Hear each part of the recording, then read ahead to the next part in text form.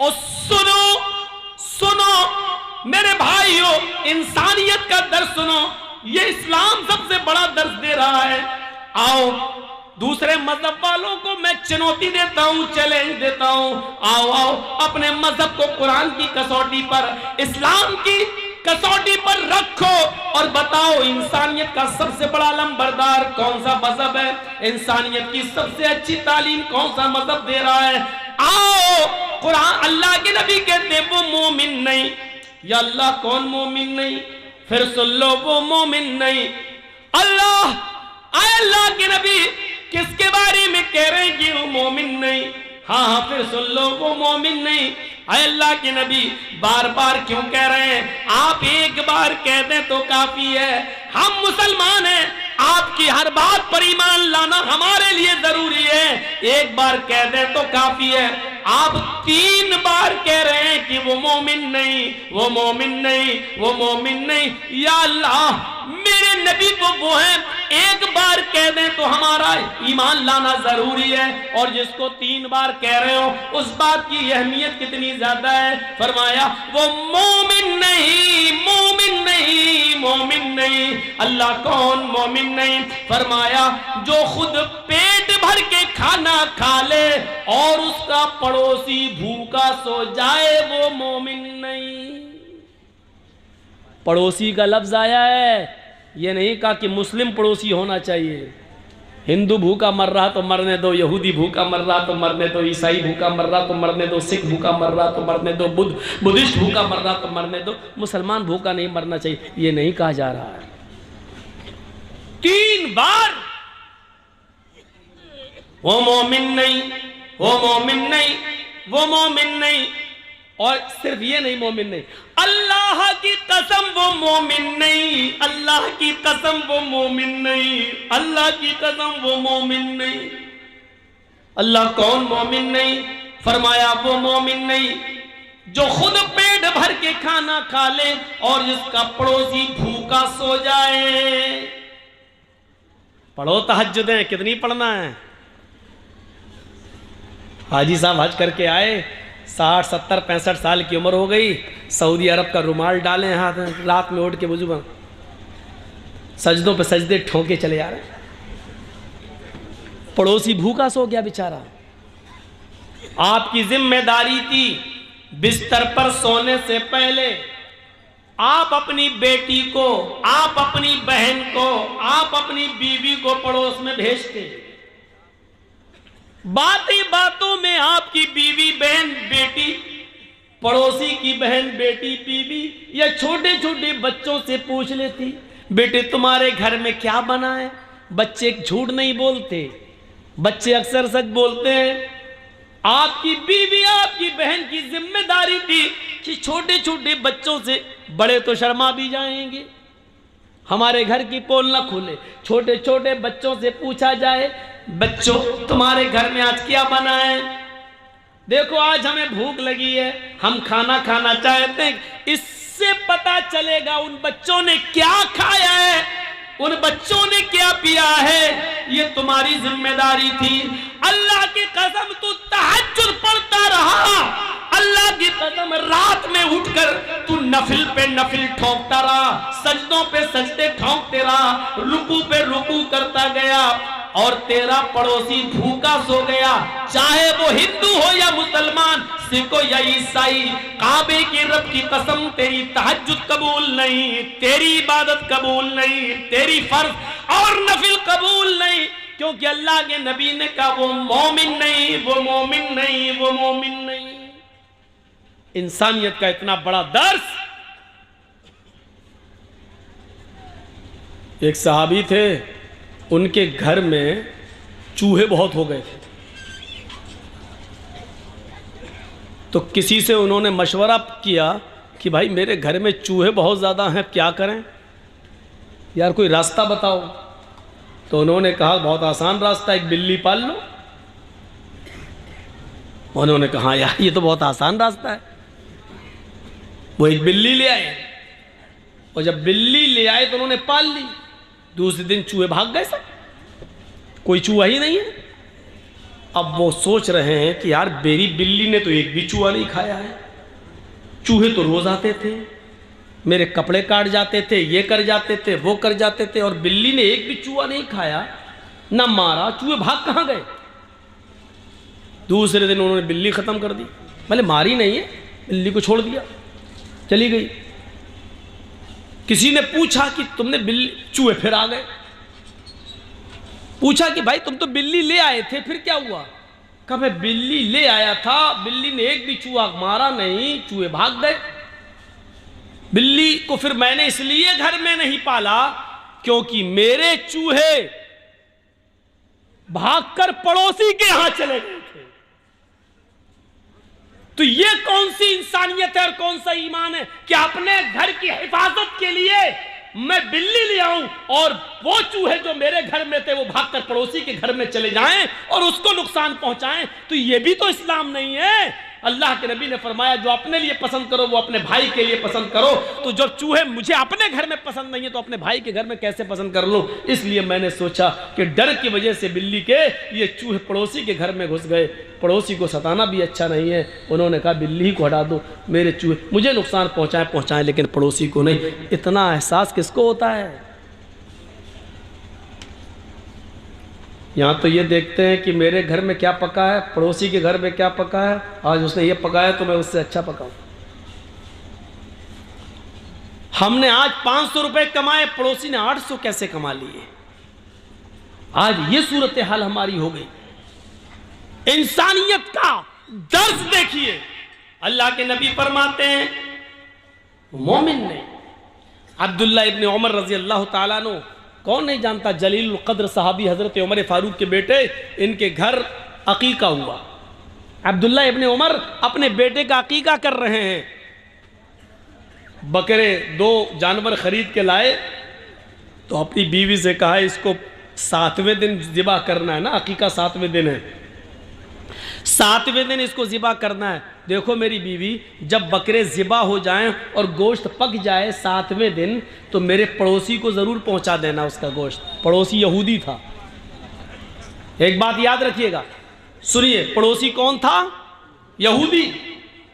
اور حضرت عبداللہ ابن عمر کے ہاں آج بچہ پیدا ہوا، کل 2 جانور لے آئے، کل 2 جو ذبح کرنا تھا، 2 خصی، 2 بکرے، 2 مینڈے، 2 مینڈے وہ لے آئے اور کہا بیوی 7ویں دن جب ذبح ہو جائیں اور گوشت پک جائے تو پڑوسی کو پہنچا دینا۔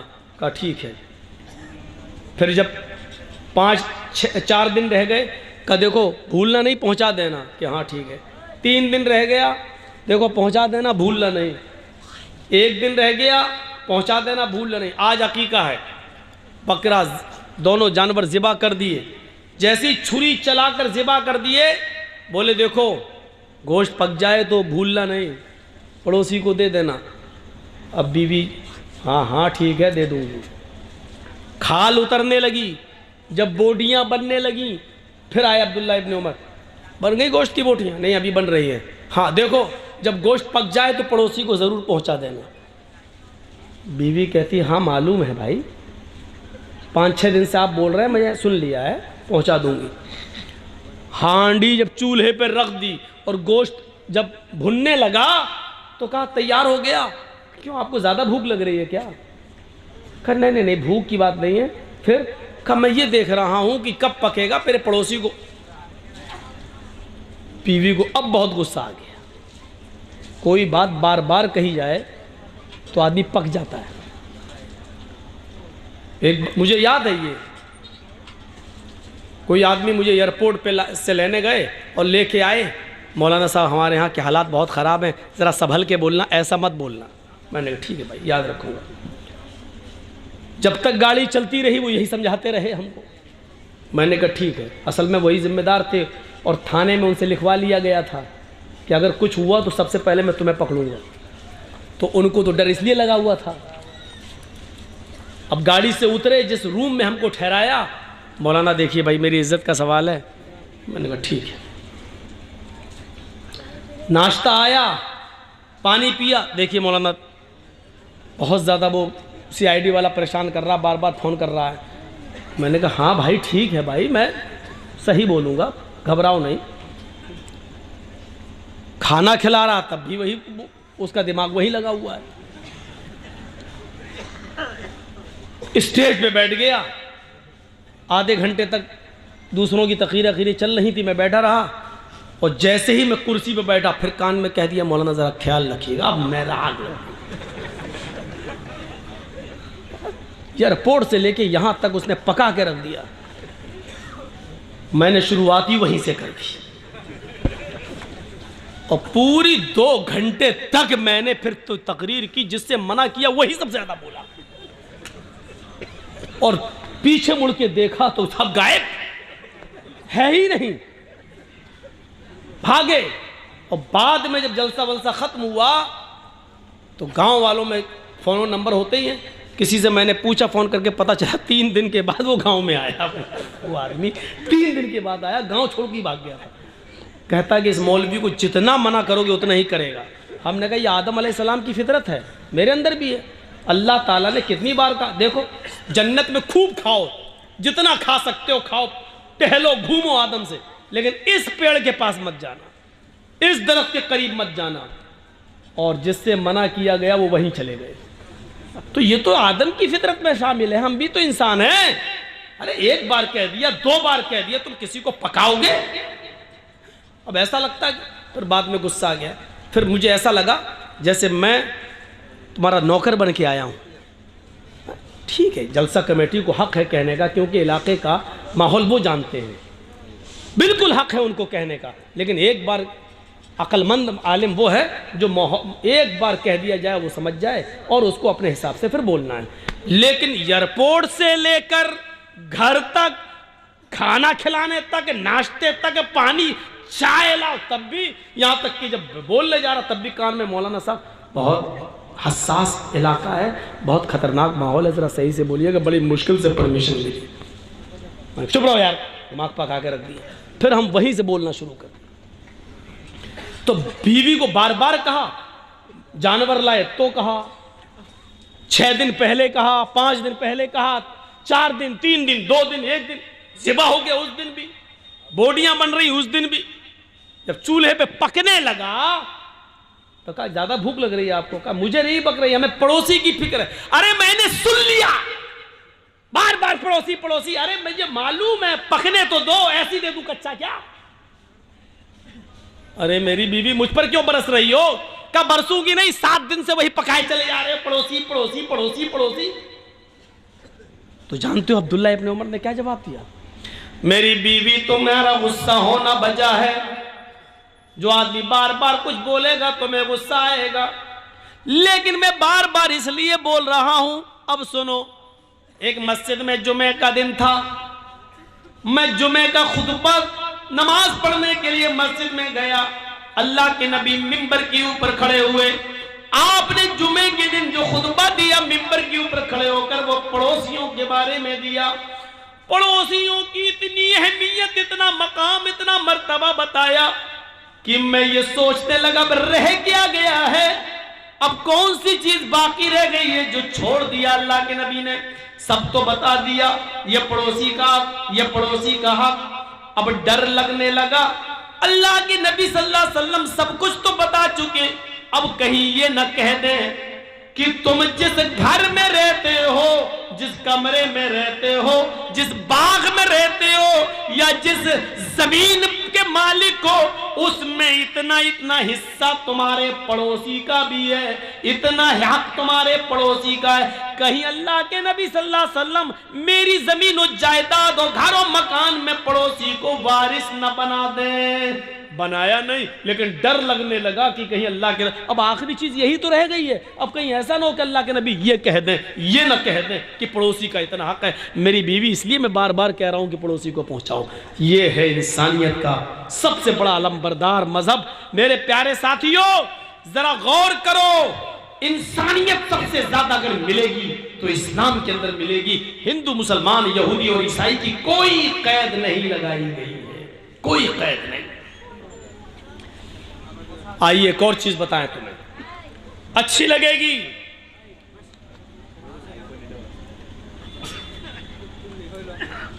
آپ مجھ سے قرض، میں نے آپ سے قرض لیا ہو کہ بھیا کہاں جا رہے ہو؟ زیادہ اٹھا بیٹھا مت کرو سامنے سے. میں ٹھیک ہے ادھر سے نکل جائیں. ایک تو ویسے ہم ان کیمرے والوں سے پریشان ہیں. تو مولانا جرجی صاحب نے آپ سے قرض لیا ہے 20,000 روپے 50,000 روپے اور کہا 1 ہفتے میں ہم آپ کو دے دیں گے. اور آپ نے 1 ہفتے کے لیے ہمیں دے بھی دیا اور آپ 5 ہی دن میں ہم سے مانگنے لگے تو ہم یہی تو کہیں گے کہ صاحب ابھی تو 1 ہفتے کا میں نے وعدہ کیا, ابھی تو 5 ہی دن ہوئے ہیں بھائی, ابھی وقت پورا نہیں ہوا ہے, 2 دن اور رک جاؤ. جب ہم پورے ہفتے میں آپ کو نہ دیں تب آپ ہم سے شکایت کر سکتے ہیں. یہی صورتحال اللہ کے نبی کے ساتھ ہوئی. ایک یہودی سے اللہ کے رسول نے قرض لیا, 1 ہفتے کا وعدہ کر, 5واں دن ہوا اس نے قرض مانگنا شروع کر دیا. اے اللہ کے رسول میرا قرض مجھے دے دیجیے جو ہم نے آپ کو دیا تھا. تو اللہ کے رسول نے فرمایا ابھی تو نہیں ہے میرے پاس. دیکھیے گا مالک اللہ کے رسول, اس بستی کے مالک اللہ کے نبی اشارہ کر دے تو یہودی پٹ جائے. اللہ کے نبی نے کہا کہ میرا قرض دو. اللہ کے نبی نے فرمایا اچانک تم قرض مانگنے لگے ہو, ابھی تو 5 ہی دن ہوئے ہیں, میں نے تو 1 ہفتے کا وعدہ کیا تھا. اس نے کہا ٹھیک ہے میں نے 1 ہفتے کا وعدہ کیا تھا آپ نے, اگر مجھے آج ہی ضرورت پڑ گئی ہے تو میں کیا کروں, مجھے آج ہی چاہیے. اللہ کے رسول صلی اللہ علیہ وسلم فرماتے کہ آج تو آنن فانن میں کر نہیں پاؤں گا, اتنی جلدی میرے پاس انتظام کیسے ہو سکتا ہے, تم نے تو اچانک میرے سامنے اپنے قرض کے لیے ہاتھ پھیلا دیا. اس یہودی نے غصے میں کہا اے محمد صلی اللہ علیہ وسلم تو ہم اس لیے کہہ رہے ہیں کہ نام آ رہا ہے, اس نے تو نہیں کہا اے محمد آپ کو آج ہی میرا قرض دینا ہوگا. آپ نے کہا وہ تو نہیں ہے, ابھی 2 دن باقی ہے, میں 2 دن کے اندر اندر تمہارا قرض واپس کر دوں گا انشاءاللہ. اس نے کہا مجھے آج ہی چاہیے, اور اگر آپ میرا قرض نہیں دیتے ہیں تو میں اس جگہ سے تمہیں جانے نہیں دوں گا, اس جگہ سے میں تمہیں اٹھنے نہیں دوں گا. امام بیہقی اپنی سنن کے اندر اس روایت کو لاتے ہیں, سنن بیہقی کی روایت. اللہ کے نبی کہتے ہیں پھر تمہاری مرضی, اگر تم مجھے اس جگہ سے جانے نہیں دیتے ہو تو میں اسی جگہ بیٹھ جاتا ہوں. اپنے سر سے عمامہ اتارا اور اسی جگہ پر اللہ کے نبی بیٹھ گئے, بچھایا اور بیٹھ گئے. وہ یہودی بھی بیٹھ گیا. ظہر کی اذان کا وقت ہوتا ہے, اللہ کے رسول فرماتے ہیں یہودی مجھے اتنی دیر کے لیے مہلت دے دے کہ میں مسجد میں جاؤں اور نماز پڑھ کر واپس آ جاؤں اور اس جگہ پر بیٹھ جاؤں. اس یہودی نے میرا قرض دے دو اور شوق سے نماز پڑھنے جاؤ, اور اگر نہیں دیتے ہو تو میں نماز پڑھنے کے لیے بھی آپ کو یہاں سے اٹھنے نہیں دوں گا. آپ نے ظہر کی نماز وہیں پڑھی, عصر میں بھی اجازت نہیں دی, عصر بھی وہیں پڑھی, مغرب بھی وہیں پڑھی, عشاء بھی وہیں پڑھی. رات بھر بھی اس نے اٹھنے نہیں دیا, آپ نے پوری رات وہیں گزاری. فجر کی اذان کی آواز آئی, آپ نے فجر بھی وہیں ادا کی. سورج نکلنے تک آپ وہیں رہے. جب سورج نکل گیا اور کافی بلند ہو گیا تب وہ یہودی اللہ کے نبی صلی اللہ علیہ وسلم کے قریب آ کر بیٹھتا ہے اور کہتا ہے محمد صلی اللہ علیہ وسلم میں آپ سے قرض نہیں مانگنا چاہتا تھا, نہ میرا ارادہ تھا کہ قرض مانگا جائے, بلکہ کل ہی میں نے اپنی کتاب تورات کو پڑھا تھا. کل ہی میں نے اپنی کتاب تورات کو پڑھا تھا. اس تورات میں لکھا تھا کہ آخری نبی جو آئے گا وہ بڑا حلیم اور بردبار ہوگا, اس کو غصہ نہیں آئے گا, اس کو سخت سے سخت لہجے میں بھی اس سے گفتگو کی جائے گی تو وہ خندہ پیشانی سے سنے گا, اس کی پیشانی پر پسینہ نہیں آئے گا, وہ بدتمیز نہیں ہوگا, اس کے اخلاق بہت اچھے ہوں گے. بس یہی سوچ کر میں آپ کو آزمانا چاہتا تھا, میں دیکھنا چاہتا تھا کہ وقت سے پہلے قرض مانگوں تو آپ کو غصہ آتا ہے یا نہیں آتا ہے, آپ اپنے صحابیوں سے ہمیں پٹواتے ہیں کہ نہیں پٹواتے, میں یہ دیکھنا چاہ رہا تھا.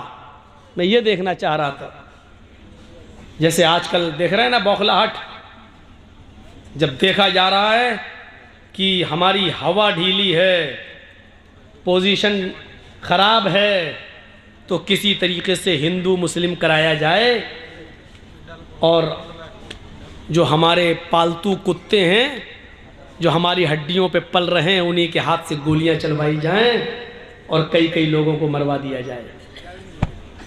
سمجھ گئے نا؟ اب کھل کے مت بلواؤ یار، حالات نازک ہیں، اشارہ آپ سمجھ لیجئے، اتنا میں نے بول دیا جس پر میرے اوپر کیس نہیں ہو سکتا۔ پالتو کتوں کے ذریعے جن کی ہڈیوں پر جو پل رہے ہیں ان کے ذریعے گولیاں چلوا کر ہندو مسلمان کرانے کی سازش، کیونکہ ہمارے پاس کوئی اور راستہ نہیں ہے الیکشن کو جیتنے کا سوائے ہندو اور مسلم کرنے کے۔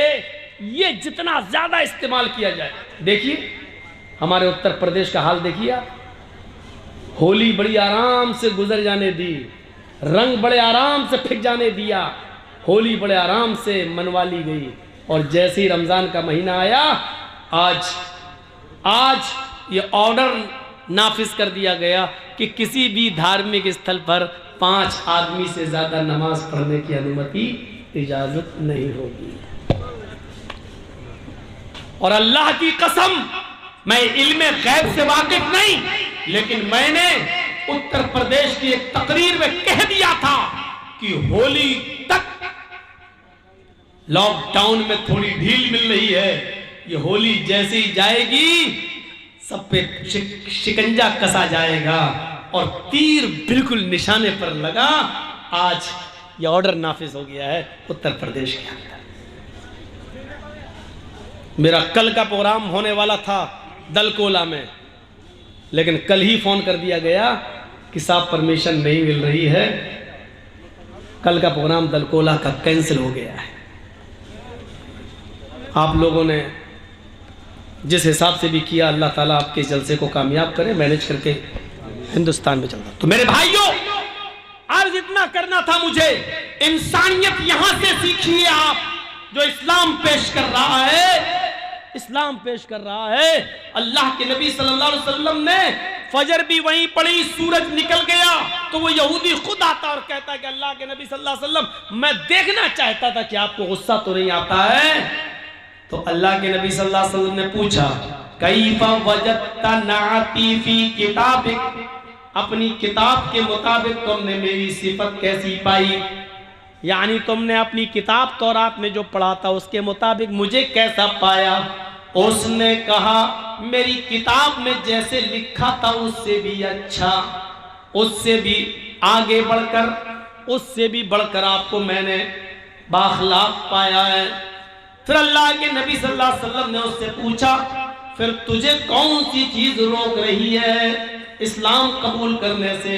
یعنی اپنی کتاب کے مطابق جب تو نے مجھے ویسا پا لیا جیسی تیری کتاب میں لکھا ہے تو پھر تو اسلام قبول کیوں نہیں کرتا؟ پھر کون سی چیز مانے، پھر کون سی چیز تجھے روک رہی ہے اسلام قبول کرنے سے؟ کہنے لگا ہاتی یدک ابایک علی الاسلام، اے اللہ کے نبی اپنا ہاتھ بڑھائیے، اپنا ہاتھ لائیے، میں آپ کے ہاتھ پر ہاتھ رکھ کر کلمہ پڑھنا چاہتا ہوں۔ اللہ کے نبی نے اپنا ہاتھ بڑھایا اور اس یہودی نے اسی وقت کلمہ پڑھا، اشہد ان لا الہ الا اللہ و اشہد ان محمدا عبدہ و رسولہ۔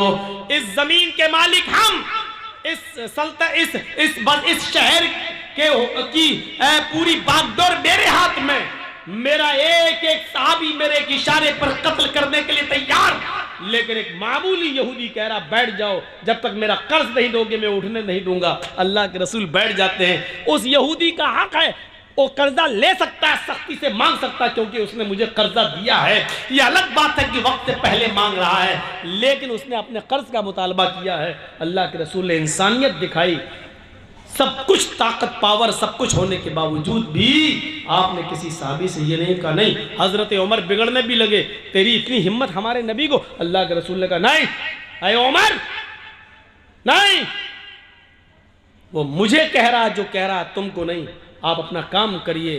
آپ نے حضرت عمر فاروق کو روک دیا اور خود آپ اس کے ساتھ ویسا ہی کرتے گئے جیسا۔ وہ چاہتا گیا۔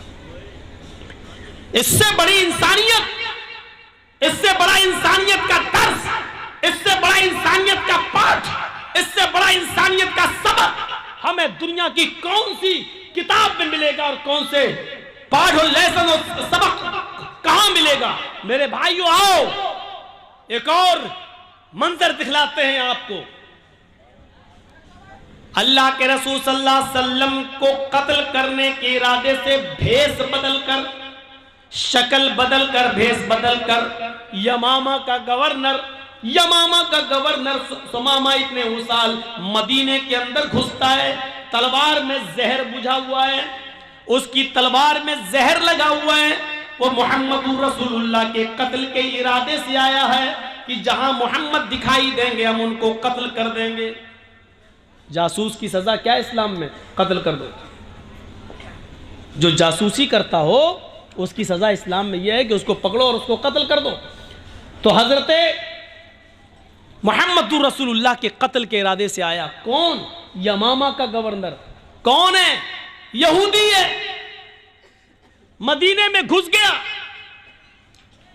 لیکن محمد رسول اللہ صلی اللہ علیہ وسلم کی خفیہ اور جاسوسی پولیس نے، خفیہ فورس نے پتہ لگا لیا اور اس بھیس بدل کرانے والے سمامہ ابن اسال کو اریسٹ کر لیا، گرفتار کر لیا۔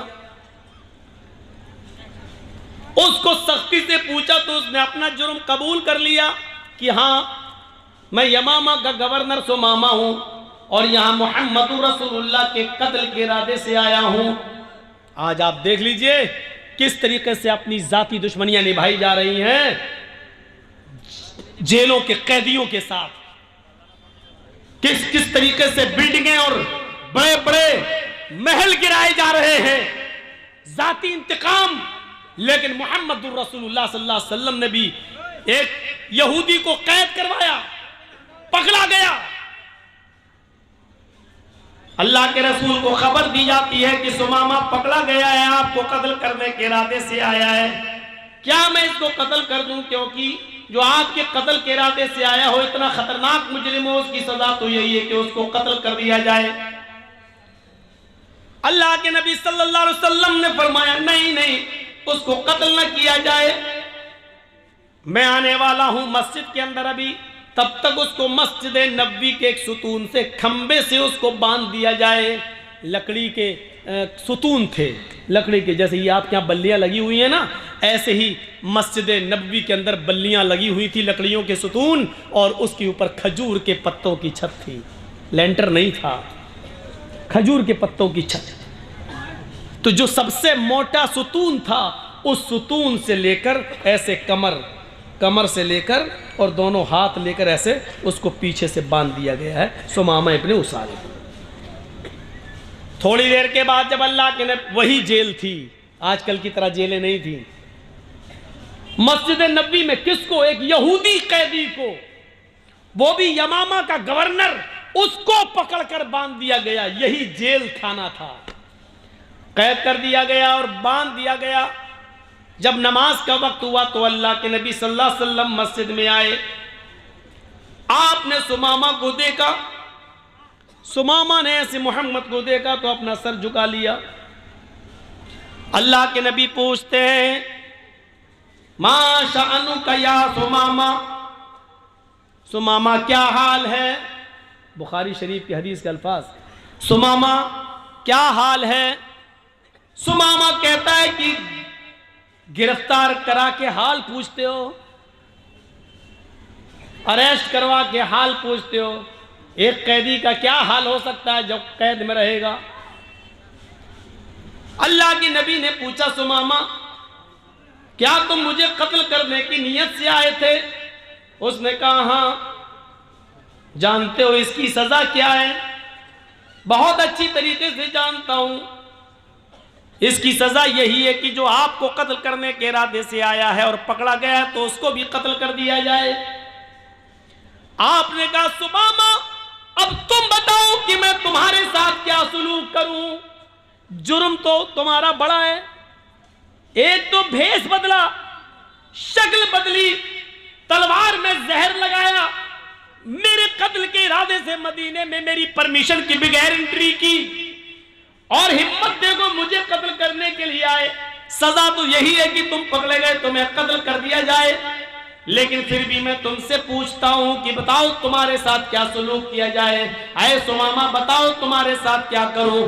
سمامہ کا جواب سنو. سمامہ کہتا ہے ان تقتل زاد من وان تنعم علی شاکر.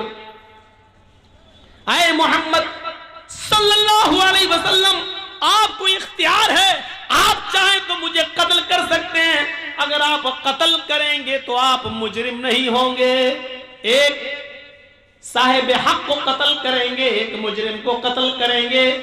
جو قتل کے لائق ہے اس کو قتل کریں گے, آپ کا کوئی گناہ نہیں ہے. اگر آپ مجھے قتل کرنا چاہیں تو قتل کر سکتے ہیں. آپ حقیقت میں مستحق, جو قتل ہونے کا مستحق ہے اسی کو قتل کریں گے. لیکن آپ تو بڑے رحم والے ہیں, رحمت والے ہیں, کرپالو اور دیابان ہیں. اس لیے وَإِن تُنْعِمَ عَلَى شَاكِرٍ اگر احسان کریں گے چھوڑ دیں گے. میرے بیوی بچے ہیں, اگر آپ مجھے چھوڑ دیں گے کچھ لے دے کر تو آپ کا ایک احسان ہوگا, میں آپ کا شکر گزار ہوں گا, میں آپ کا شکر کو ادا کروں گا. اللہ کے نبی نے کہا, چھوڑ دیا. اس دن کچھ نہیں کہا, ٹھیک ہے. دوسرے دن پھر آپ آئے, پھر وہی پوچھا سمامہ کیا کروں تمہارے ساتھ. سمامہ کا پھر وہی جواب, قتل کرنا چاہیں تو قتل کر دیں, چھوڑنا چاہیں تو چھوڑ دیں.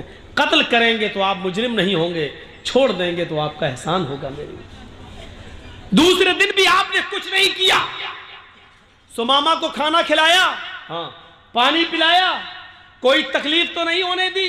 نہیں اللہ کے رسول, میں سمامہ کو صرف باندھے ہوں, بس کھانے کے وقت چھوڑ دیتا ہوں پھر باندھ دیتا ہوں. قضائے حاجت پیشاب پائخانے کے لیے جاتا ہے تو اس وقت کچھ لوگ اس کے ارد گرد رہتے ہیں, چاروں طرف سے گھیرا لگا لیتے ہیں اور پھر اس کو پکڑ کے پھر یہاں باندھ دیتے ہیں. کوئی کمی نہیں ہونے دی جا رہی ہے. ہم لوگ بھوکے رہتے ہیں لیکن سمامہ کو کھانا کھلاتے ہیں. آپ نے کہا ٹھیک. تیسرے دن پھر سمامہ سے پوچھا, سمامہ بولو تمہارے ساتھ کیا کروں, کیا حال ہے. کہا جس حال میں ہوں اسی حال میں. کیا کروں. کہا اللہ کے نبی کیا بار بار پوچھتے ہیں کیا کروں. کل بھی پوچھا, پرسوں بھی پوچھا, آج بھی پوچھ رہے کیا کروں.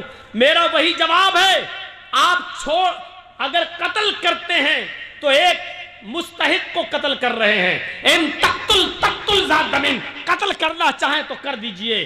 ایک خون والے کو خون کر رہے ہیں.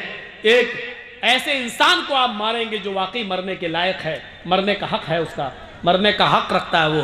اور اگر چھوڑ دیں گے تو آپ کا ایک احسان ہوگا.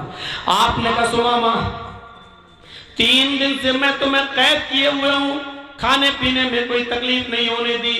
اس نے کہا بالکل. آئے سمامہ میں تمہیں چھوڑنا بھی چاہتا ہوں اور میں نے یہ نیت کر لی ہے کہ میں تمہیں چھوڑ دوں. تمہارے بھی بیوی بچے ہیں, لیکن آئے سمامہ میری ایک شرط ہے. کہا بتاؤ. اے محمد کچھ مال چاہیے, دولت چاہیے, سونا چاندی چاہیے. میں یمامہ کا گورنر ہوں, ایک حکم دوں گا بھی فوراً چلا آئے گا. آپ نے کہا نہیں اے سمامہ مجھے سونے کی چاندی کی ضرورت نہیں ہے. سمامہ میری ایک شرط بس اتنی ہے, میں جب بھی مسجد میں آتا ہوں تو مجھے دیکھتا ہے, چہرہ گھما لیتا ہے, مجھے دیکھتا نہیں ہے, میری آنکھوں میں آنکھیں نہیں ڈالتا ہے. سمامہ بس میری خواہش اتنی ہے, ایک بار تو میری آنکھوں میں آنکھیں ڈال کر مجھ سے بات کر. جیسے میں تجھ سے بات کر رہا ہوں تو مجھے دیکھ کر بات کر. میں تجھ سے بات کرتا ہوں تو سر پھیر کر, چہرہ دوسری طرف کر کے منہ موڑ کر مجھ سے بات کرتا ہے. آئے سمامہ میں وعدہ کرتا ہوں کہ میں تجھے چھوڑ دوں گا, لیکن ایک بار تو میری شکل تو دیکھ لے, میری آنکھوں میں آنکھیں ڈال کر بات تو کر لے. مولانا جرجیس کو اگر پھانسی کی سزا ہو جائے اور جج صاحب یہ کہہ دیں کہ جرجیس صرف میری آنکھوں میں آنکھیں ڈال کر بات کرو, مجھے دیکھ کر بات کرو, میں تمہاری پھانسی کی سزا معاف کر دوں گا, تو بتاؤ جرجیس دیکھ لے گا کہ نہیں دیکھ لے گا. ارے دیکھنے میں کیا, جی جج صاحب لیکن یہ کتنا بڑا شاطر دماغ آدمی، اس کو آفر بھی دے دیا میں چھوڑ دوں گا، اور وہ جانتا ہے کہ محمد صلی اللہ علیہ وسلم اپنے وعدے کے پکے ہیں، جو کہتے ہیں کرتے ہیں۔ کہا میں چھوڑ دوں گا لیکن مجھے دیکھ لے، میری آنکھوں میں آنکھیں ڈال کر ایک بار گفتگو کر لے۔ تو جانتے ہو اس نے کیا جواب دیا؟ جان چھوڑنے کا آفر مل گیا، لیکن اس کا جواب دیکھو کیا تھا۔ کہتا ہے محمد ما رأیت وجہا اقبح من وجہک، میں نے ایران کا بادشاہ دیکھا ہے، میں نے توران کا بادشاہ دیکھا ہے، میں نے مصر کے بادشاہ کو دیکھا ہے، میں نے شام کے بادشاہ کو دیکھا ہے، میں نے عراق کے بادشاہ کو دیکھا ہے، میں نے اردن کے بادشاہ کو دیکھا ہے، میں نے آذربائیجان کے بادشاہ کو دیکھا ہے۔ محمد میں نے بڑے بڑے بادشاہوں کے چہرے دیکھے ہیں، تیرا چہرہ جانتا ہے کیسا لگتا ہے مجھے؟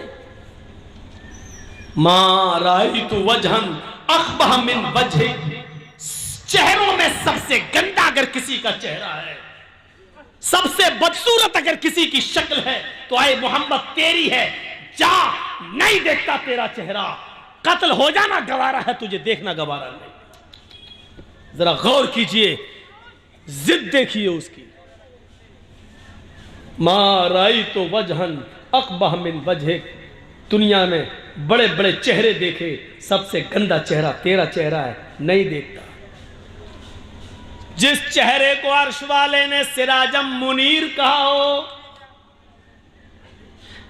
یا ایھا النبی انا ارسلناک شاہدا ومبشرا ونذیرا وداعیا الی اللہ باذنہ وسراجا منیرا، ہم نے روشن چاند، سراجا منیرا، روشن سورج بنا کر بھیجا ہے۔ جس چہرے کو اللہ تعالیٰ نے چمکتا ہوا روشن سورج کہا ہو، اس کو یہ سب سے گندا چہرہ کہہ رہا ہے۔ جس چہرے کو کبھی ام سلیم نے اندھیرے میں دیکھا تو کہنے لگتی ہے محمد اندھیری رات میں میرے پاس آئے تو ایسا لگا جیسے میرے گھر میں کسی نے چراغ روشن کر دیا ہو۔ جن کے بارے میں حضرت علی نے یہ کہا ہو کہ اللہ کے نبی کا چہرہ جب دیکھتے تو ایسا لگتا جیسے سورج کی روشنی میں تلوار چمکتی، ایسی محمد رسول اللہ کا چہرہ چمکتا اور دمکتا۔ اور جس چہرے کو دیکھ کر کبھی حسان ابن ثابت نے کہا تھا وَأَحْسَنَ مِنْكَ لَمْ تَرَ قَطُّ عَيْنِي وَأَجْمَلَ مِنْكَ لَمْ تَلِدِ النِّسَاءُ، میری آنکھوں نے آپ سے زیادہ حسین کوئی چہرہ ہی نہیں دیکھا، اور دنیا کی کسی عورت نے آپ سے زیادہ خوبصورت بچہ پیدا ہی نہیں کیا، آپ سے زیادہ حسین بچہ پیدا ہی نہیں کیا۔ جس چہرے کو میرے بھائیو اتنا خوبصورت کہا گیا ہو، اس چہرے کے بارے میں یہ سمامہ کہتا ہے دنیا میں سب سے گندا اگر کسی کا چہرہ ہے تو اے محمد تیرا جان نہیں دیکھتا۔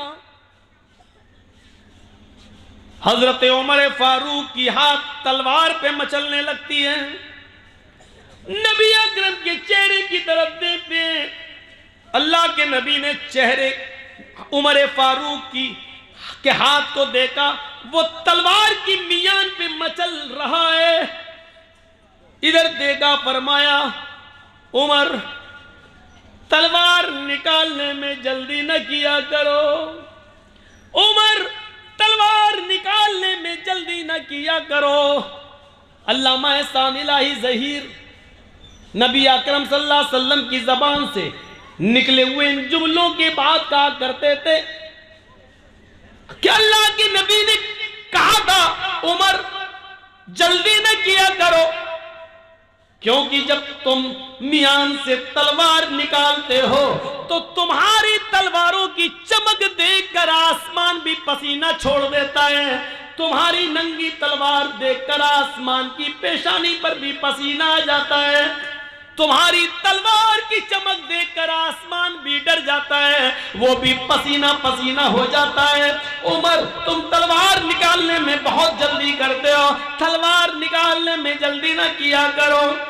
حضرت عمر فاروق نے کہا اللہ کے رسول وہ آپ کے چہرے کو سب سے گندا چہرہ کہتا ہے، صرف آپ کا اشارہ ہو، اس کی گردن ابھی یہی تڑپ رہی ہوگی، اس کے جسم سے الگ کر دیتا ہوں۔ فرمایا نہیں نہیں، اے عمر گورنر ہے یمامہ کا، اونچی پوسٹ پر ہے، اور جو اونچی پوسٹ پر ہوتا ہے اس کی عقل کچھ زیادہ ہی ہوتی ہے، اس کو کچھ تکبر ہوتا ہے، اس کو بھی اپنی گورنری پر تکبر ہے۔